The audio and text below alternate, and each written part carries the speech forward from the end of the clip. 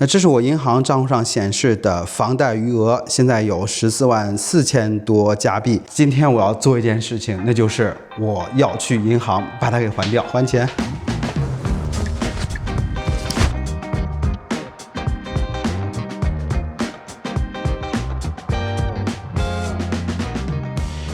我靠，我没有录。OK， 还完了，那这个感觉就一个字儿爽。但说实话，这可能不是一个最理性的投资决定。为什么呢？因为做出一次性把房贷还清这个决定，我1秒都没有犹豫过。所以我该犹豫吗？你看，我们经常会看到那些不提前还房贷才是更理性的说法。那这个论点的基础就是所谓的机会成本。假如你的房贷利率是3%，如果你不去还房贷，把钱投入到股市里，你比如说标普500，那你的长期回报率平均每年可能是10%。那看过去5年的这个数字会更高。那如果你把钱投入到类似于 Nvidia 这样疯涨的股票里，那你的回报就会更加惊人。所以你不去还房贷，把钱用到投资才是正确的做法。那实际上过去我也是这样干的。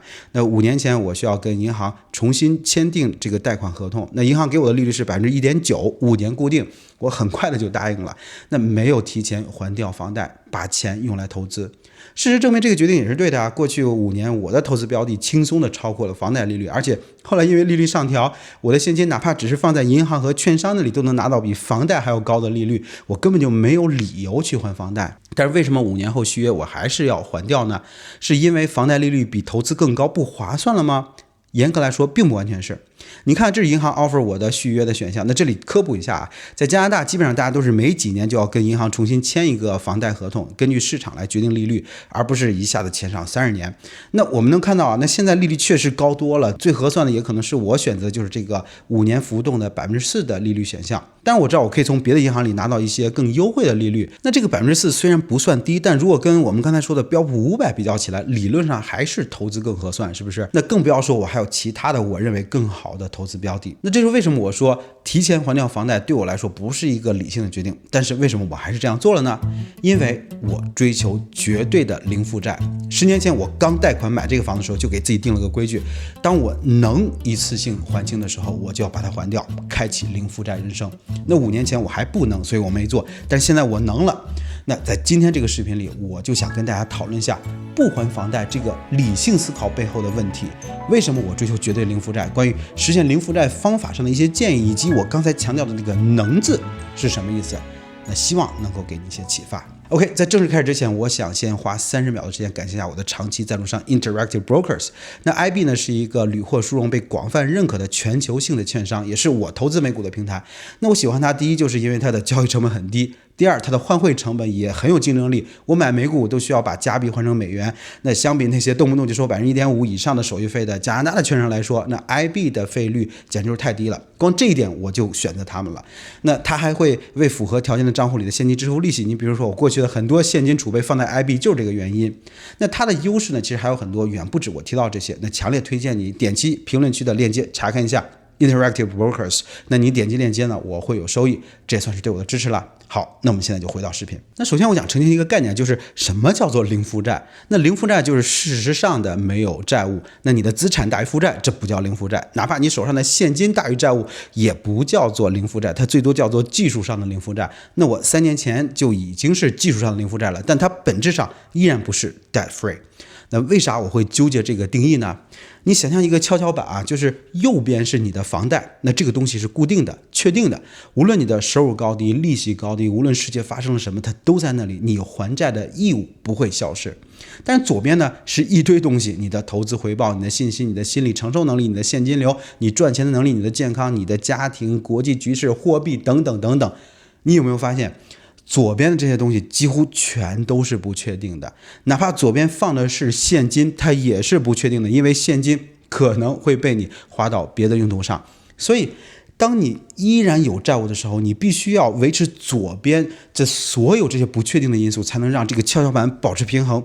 你在用不确定性的东西来平衡一个确定的东西。所以是否提前还房贷，它不只是一道简单的数学题，你是在维持一个随时可能塌掉的系统。那为什么你愿意维持它呢？很多人会告诉你是为了理性，是为了让钱会更有效率的地方，因为那个机会成本。那这些说法我都非常的赞同啊，但这个理性的背后往往有3个经常被人忽略的问题。第一就是你的机会成本是不是后视镜算出来的？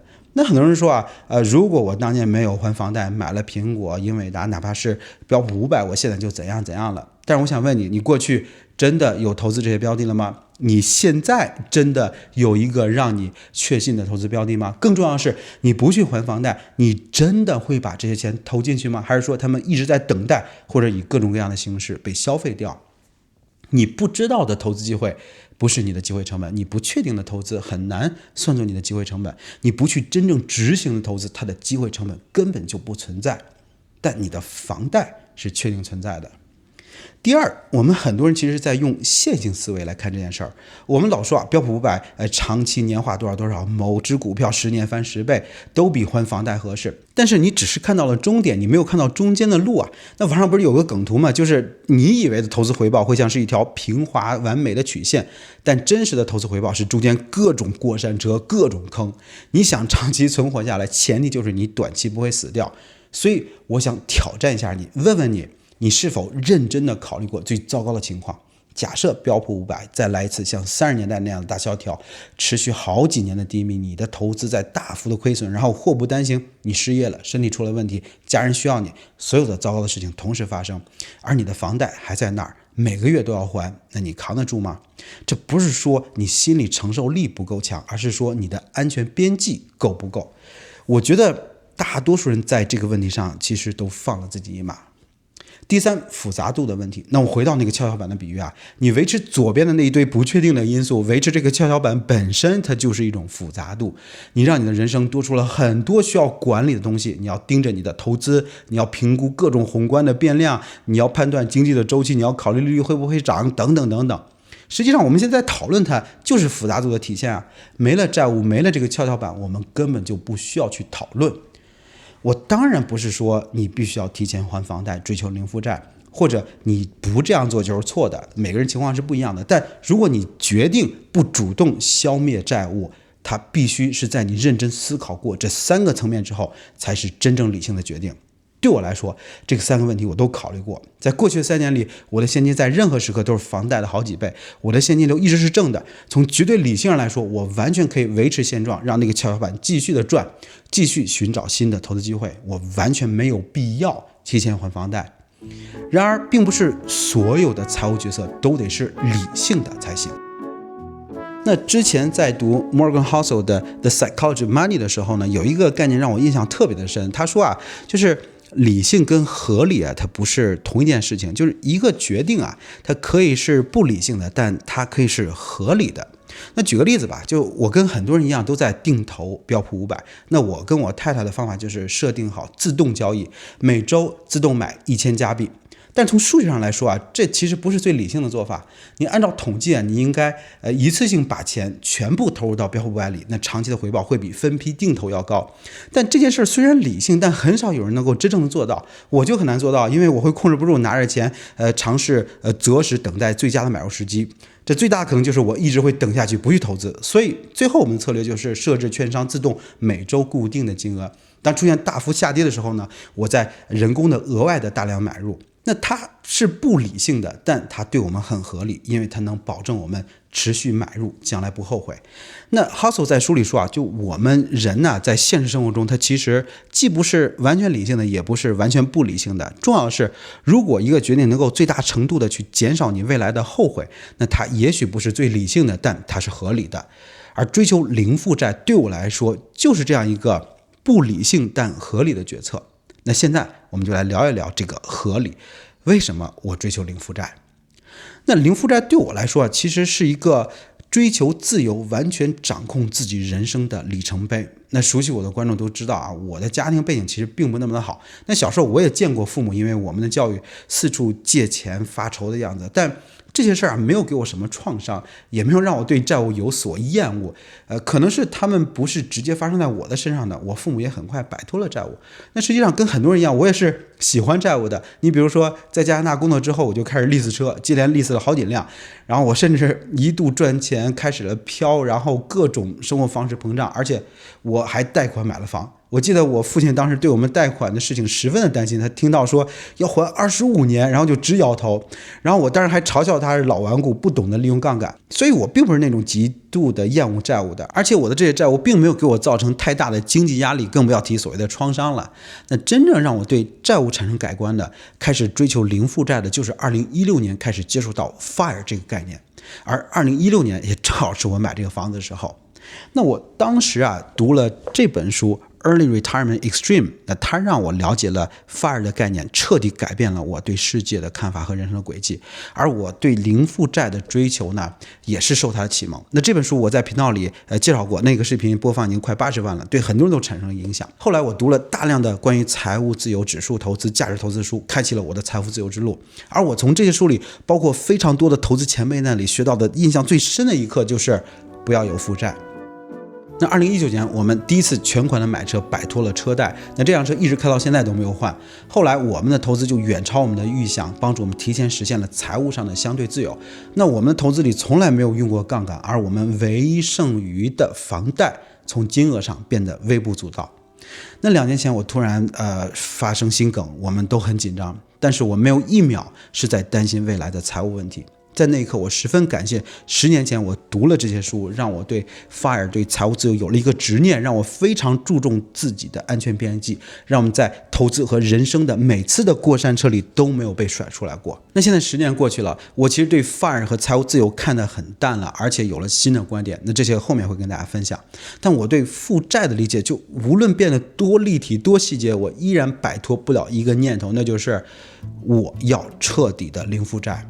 当我能的时候，我一定要试试。然后今天特别有趣，因为帮我还房贷的这个银行经理他记得我，因为我们在还房贷的时候，然后他说你这个钱是怎么来的，你是不是怎么搞投资的，然后他突然就说你是不是那个 Tesla guy， 然后我说 What， 你怎么知道我？他说5年前你卖了一些特斯拉股票去买一个投资房，拿着一个支票过来的时候，就是我帮你办理的。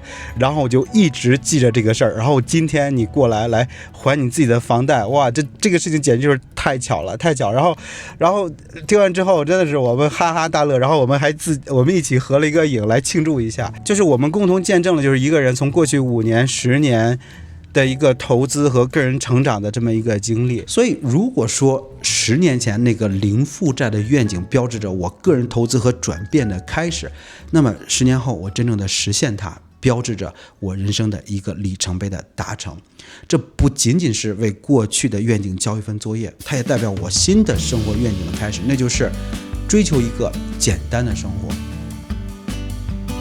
那我们再想一下那个跷跷板想象一下，如果你没有那个系统呢？如果你根本不需要去维持那个杠杆呢？那你拥有的是什么？一个坚实的地面，你的生活、你的投资、你的自由、你的选择全都建在上面。它很简单，很稳固，它是美好的，是反脆弱的。我想要这个简单的生活，而当我能够零负债去获取它的时候，如果我不去试试，我将来会后悔的。所以零负债对我来说就是合理的。而我也相信这对很多人来说也是合理的，毕竟我们很多人的投资的初心就是为了自由。好，那如果你也希望提前还完房贷，追求零负债，那我就跟大家简单分享一下我具体还掉房贷的方法，并给大家一些建议那这个银行贷款的具体操作在各个国家都有所不同。那下面呢是在我刚有房贷之后就立即开始做的事情。第一，我增大了还款的频率，从每个月还一次变成每2周还一次。第二，我增大了还款的额度，我记得好像是我银行允许我比原始额度增加10%，具体数字我忘了我就记着我把它调到了最高。第三，我的银行还允许我每年一次性还款贷款金额的10%，那这个我用的不多，我只用了3次。第四，我的贷款是 closed mortgage， 就是如果中途要全部还掉的话要交罚金，只有在每5年续约的时候才可以彻底还掉。那这次就是续约的机会，所以我就把它还了。那当然这些不是全部的方式，你要根据自己的贷款的实际情况来做计划。但是我觉得这些方法本身其实不重要，更重要的是一条原则，那就是不要让还债这件事儿把你再一次放到危险的地步。那你还记得我视频开始说我之所以还掉贷款是因为我能吗？我所说的这个能字就是这个意思。就是你依然得有积蓄，有应急资金，有安全边际，有必要的保险，你不能因为还债让自己的生活陷入困境。换句话说，还债的前提是你要保持正向的现金流，你的收入减去负债、支出、投资之后还有盈余。你比如说，我5年前从数字上是可以还清贷款的，而且我是想还的。当时不卖股票，现金凑一凑的话是完全可以的。但是还完之后我就没有现金了，这不是我能接受的。而且当时还在疫情里，一切都不明朗，现金很重要。所以即使当时我很想，但是我不能。但是3年前我们就能了，现金储备减去全部的房贷就够我们生活好几年了，所以我们就等着再次续约的时候一次性还清。所以在还贷这件事情上，我一直是尽我所能，但不让它成为一个心理和财务上的重要负担。那我们老说啊，投资不能 all in， 因为你一定会把自己暴露在意想不到的风险里。那还债本质上也是投资啊，同样你不能 all in。那其实对大多数人来说啊，房贷可能是你人生中唯一一次能够比较轻松获得的大杠杆，你应该利用好它。那利用好的底线就是不要让它摧毁你。过度的债务可能把你摧毁，而过度的还债也可能把你摧毁。所以我的建议是，只有在你能减少债务的时候再做这件事情。但同时也别忘了，如果你想要零负债，当你能的时候记得去做，不要忘记了自己的初心。OK， 感谢收看本期的视频。那做这个视频之前，我在一口新饭社群里做了一个讨论帖，收到了很多的回复，也给了我很多的启发。那感谢我们的社群成员，那也欢迎屏幕前的你加入我们的社群，大家一起学习、分享、进步。那感谢大家支持，我们下次再见，拜拜。